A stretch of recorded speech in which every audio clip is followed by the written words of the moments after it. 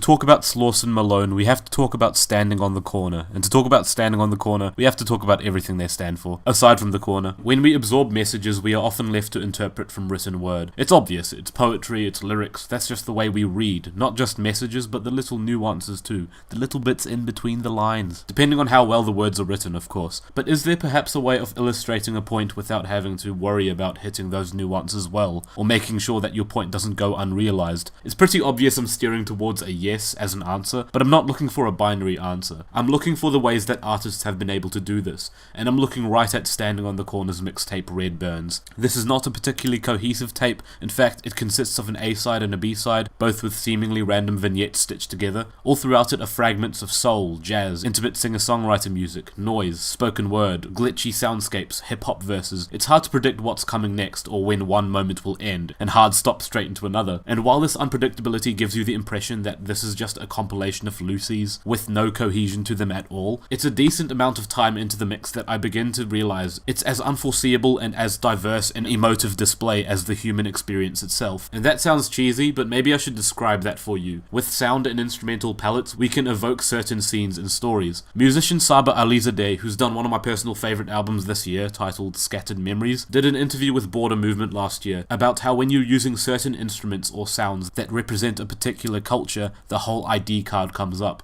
We think about the history and the geography that this instrument represents. When I hear deeply passionate group vocal harmonies, I think of gospel choirs, but not just gospel, I think of church. I think of family communities back home singing on Sundays. Not the religion itself, but about the camaraderie and the togetherness of people, that instilling of faith and empowerment in one's spirituality. When I hear a trumpet, I think of jazz, but specifically New Orleans. I think of the whole history of Dixieland. I imagine a particular setting, a weather in mind. And I feel like musicians such as Alizadeh or Slauson Malone in this case get it. They seem to understand that with certain palettes of art, you can play with scenes and settings and even instill a feeling in someone who might not even be that closely familiar with your personal story. These are very easy examples of how evocative even just a simple instrumental choice can be. And that's exactly what draws me to the sparse but very vivid emotion of Slauson Malone's solo endeavour. Ambitious but very fragmented, and almost like a fever dream in which we can find mere slivers of hope and warmth to cling on to. This album quotes film soundtracks, it revisits its own composition 4 times to provide a new reflection on it, pitch shifts vocals when you least expect it,